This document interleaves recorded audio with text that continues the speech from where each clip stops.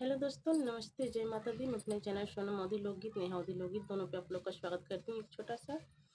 अ,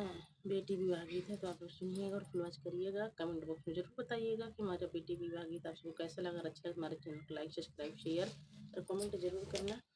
तो चलिए मैं सुनाती हूँ, आप लोग सुनिए और अपना आशीर्वाद प्यार दुलार जरूर दीजिएगा हमारे चैनल पे। काली बदरिया गरजै चारिउ ओरिया गरजै चारिउ ओरिया यारे बरसै मड़वना के बीच रे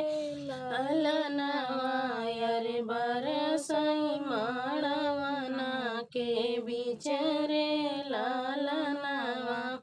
भीतर से निकलई बेटी हो कवन देई बेटी हो कवन देई अरे बैली रेवड़िया के ठाड़ रे लालनवा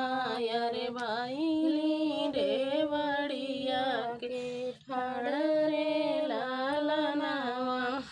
आजू की रतिया जीनी बरसों बदरिया यारे बरसों बदरिया यारे सिंदूरा पड़ई मोरी मांग रे ललनवा यारे सिंदूरा पड़ई मोरी मांगी रे ललनवा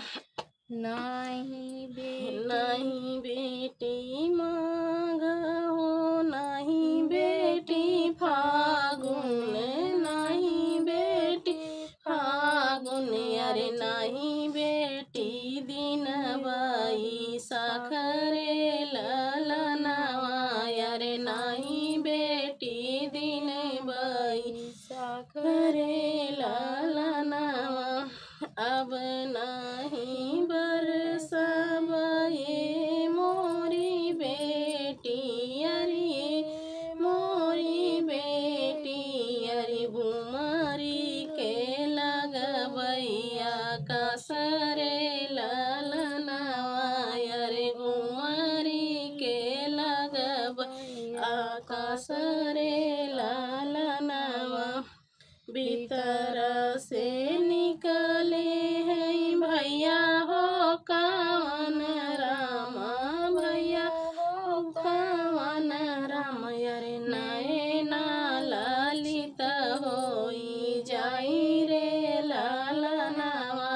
अरे नैना ललित होई जाई रे लालनवा सोने कई मड़वा छवई मोरी बहिनी छवई मोरी बहिनी अरे से नूरा पड़ई तोरी मांगी रे ललनवा अरे से नूरा पड़ई तोरी मांगी रे ललनवा काली बदरिया गरजै चारिउ ओरिया गरजै चारिउ ओरिया अरे बर